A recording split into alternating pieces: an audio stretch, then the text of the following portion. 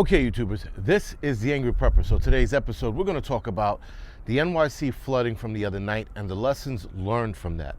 Now, a lot of you, or hopefully a lot of you, watched the live stream the day after the flooding here in New York City.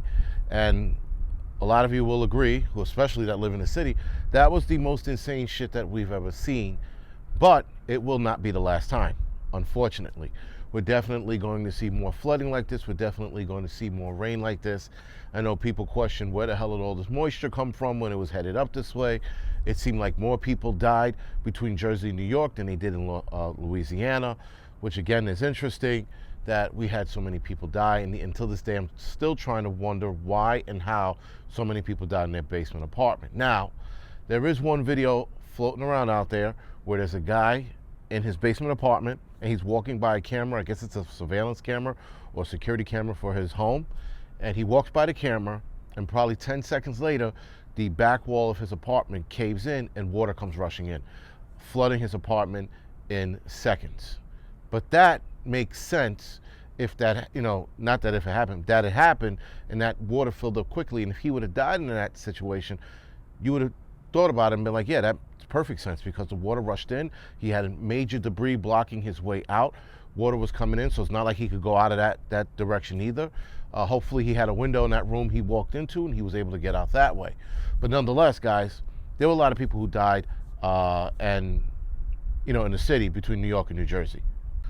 So all 5 boroughs were hit with remnants of Hurricane Ida, which I think at the time it was a tropical storm, if I'm not mistaken. And that hurricane originated in the Gulf, hit Louisiana, made its way up here. Now, between Louisiana and New York, if you will, and New Jersey, I didn't hear any reports of anything bad happening, like it did New York. Nonetheless, it hits New York, and I think we're up to 28 or 30 people now dead from this storm.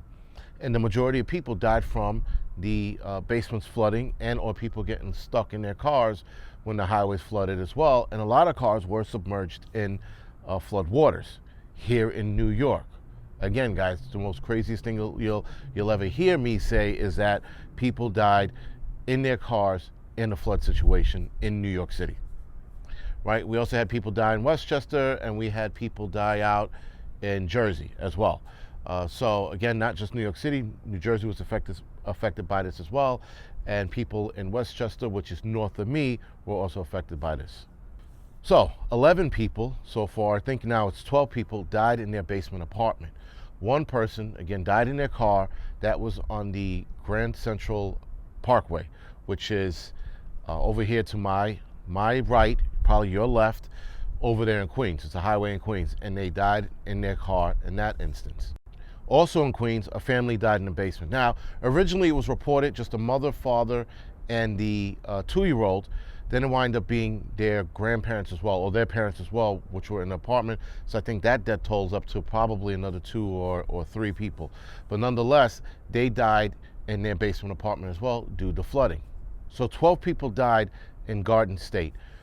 4 of them were found in the same apartment complex, but they didn't say whether they were related or if they all died in the same apartment, but they said apartment complex, which is a building. So that's a little, that's not an interesting, but that's one I'd like to, for myself, clarify how these people died. Were they connected to each other? Were they family members? Or did 4 people die in 2 or 3 different apartments? Basement apartments, that is. A 70-year-old man was washed away in his car. So he stayed in his car to protect himself from the raging waters outside, but the raging waters became, first of all, so strong and high enough to lift his car and float it down the river, and he wound up dying in his car, which I'm assuming at this point, just assuming that he drowned in his car as well because he couldn't get out. So once you're in a situation like that, guys, you're going to need a couple of tools to get out. You're actually going to need one tool: seatbelt cutter and emergency glass breaker. We're going to get that at the end of this video. A 19-year-old man was found dead in his apartment in Rockville, Maryland. 3 people were found dead in their apartment in Pennsylvania. So Pennsylvania was also affected by this. And a man went outside and got hit by a tree. Now, guys, during a storm, when the wind's kicking up, when the rain is raging, that is not the time to be like, oh shit, I forgot my can of Spam in the trunk of my car. Let me go outside and get this stupid can of Spam, and then a tree hits me in the head and kills me. When the wind is howling, when the rain is raging, that's not the time to go outside. Now, unless it's an emergency, that's an entirely different ball game. But if it's not an emergency, you have no business being outside, again, unless your apartment is flooding. And then even then, you try to make it to higher ground. But you don't go outside. You know, if there's a fire in your house or something like that, then I get it. Go outside.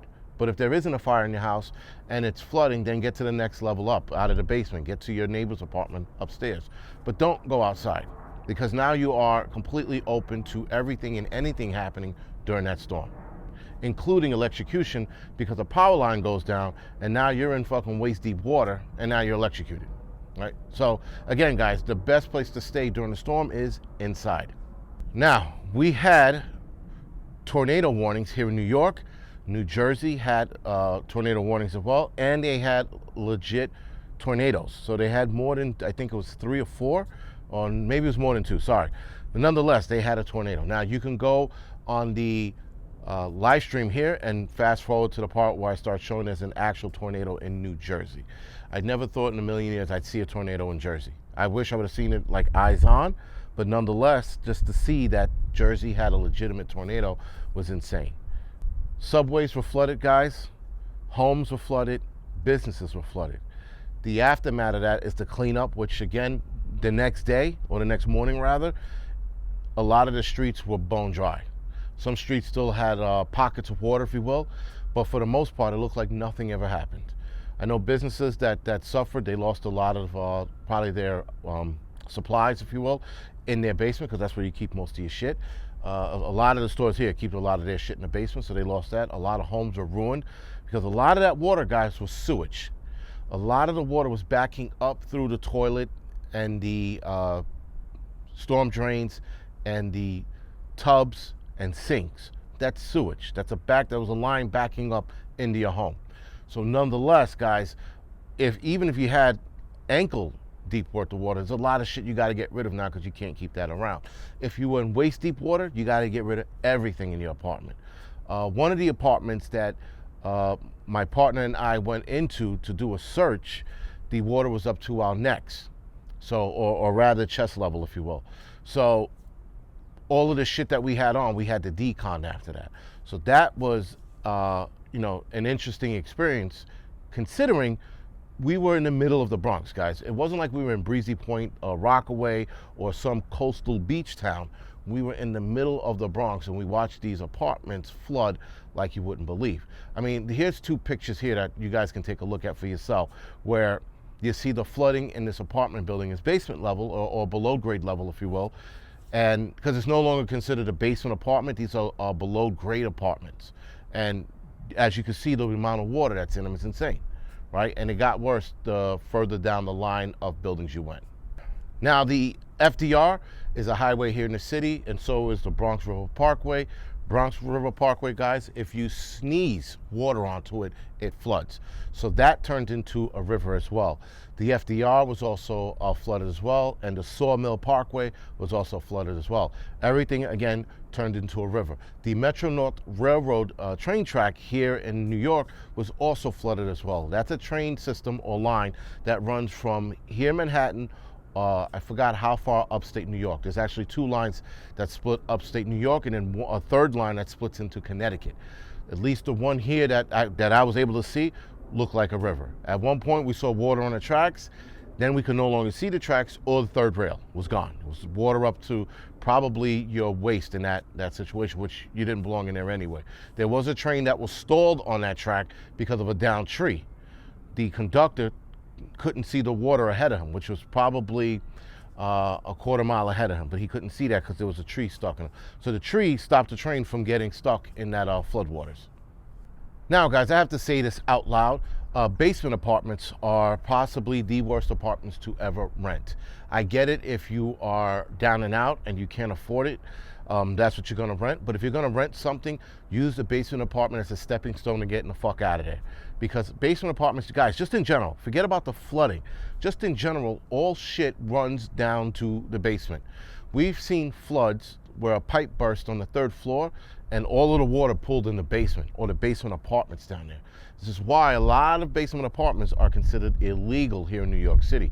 There are some that are sanctioned, but then it's no longer called a basement apartment, it's a below grade apartment, right? So that's the difference. But even a below grade apartment, as you can see, and you'll see in the next few videos, where a below grade apartment just isn't worth it. And then living below everybody else, guys, isn't worth it, because all of this shit that happens above you will end up on you. Again, your neighbor's an asshole, clogs his drain, water starts flowing over, he leaves his apartment, water's flowing over his tub or his sink, you're getting it all at the bottom of your apartment, because basement apartments are the worst. So I would all but beg people, do not get a basement apartment. If that's all you can afford, I get it. But if you can pay $50 more, do not take a basement apartment. They're absolutely the shittiest apartments to ever rent out. So in this clip, guys, you're going to see what the flooding actually looked like in this apartment building, right? So the flooding in this apartment building was probably up to our ankles at this point. This is the first building we were in that we were searching through, if you will. So as you can see in this direction, you see all the water in the hallway here. This water, the same level you see here, guys, is the same water level in everybody's apartments. So at this point here, this is the deeper part of the water. There were way worse apartments throughout the city that had way more flooding, and flooding again up to their chest, if not to the ceiling, throughout the city, right? So not every basement apartment flooded that way, but a lot of them did. And there was a couple of buildings here in Manhattan that looked like some shit out of Titanic, where you could see the water racing around the corner and just flooding the rest of the apartment building at the basement level or below grade level. So the lessons to be learned out of this, guys, is you have to be prepared. We have to be prepared for as much as we possibly can. We have to be prepared for the worst, hope for the best, and adapt to the unknown. That's what we have to do as preppers, right? So a lot of people, guys, if they were preppers who lived in those basement apartments, the adaptability of them was to get the fuck out of there. Read the signs and go, okay, this water's still rising. Let's get out of here. At least let's get the wife and kids out of here. And then I, as the man, will come back and handle whatever needs to be handled, right? Get your family out of the situation. Put yourself back in it if you need to. If you don't need to, don't put yourself back in that situation, because there's not much you can do other than get a couple more things out and then go to high ground. This is where having a bug out bag is very important. It's probably one of the more important things for you to have, because look at what happened. You had this flooding, all you had to do was grab your bags and bounce. Forget everything that's inside. Again, in one of my videos I did a couple years ago called Acceptable Losses, guys. All that shit in your apartment is an acceptable loss. Take your bug out bag, take your family, and bounce. The lessons to be learned behind that, guys, is always be prepared. This is why we prepare. And we prepare for the curveballs. This flooding here in New York City was a definite curveball. Nobody saw it coming. Now, this is where, again, you have a get-home bag, right? A get-home bag, or in this case, a flood kit, right? And being that this is not the last time we're going to see some crazy shit like this, we're probably going to see it again, maybe not as frequently, but nonetheless, we'll see it again. In this flood kit or this get-home bag, guys, you should have something called a dry bag. A dry bag is a bag where it keeps your gear dry. A lot of, I guess, like canoers or anybody on the river, rafting on the river, they have something called a dry bag where you put your most valuable items that you don't want to get wet in this bag, and it keeps your gear dry. You definitely want to put one of those in your bag, and you will put one of those in your bag with a dry set of clothes. A dry set of clothes in that bag as well, guys, because a lot of people who got stuck in their cars were trapped. They couldn't get out. This is why you need a seatbelt cutter in that flood kit or get home bag. You also need a emergency glass breaker. Now, there are a lot of emergency glass breakers that have a combo. I would rather you get the combo so you don't have two different things in your hands trying to cut your belt and then break the glass. Make sure it's a combo glass breaker seatbelt cutter. There are shears, medical shears, if you will. They're actually called tactical shears now, where they have a seatbelt cutter and a glass breaker, but a good pair of shear guys will cut through the seatbelt. So you really don't need a seatbelt cutter on the shears. which, sort of doesn't make any sense. But nonetheless, they do have those out there. So if the shears can cut through the seatbelt, make sure the shears have a glass break on the back.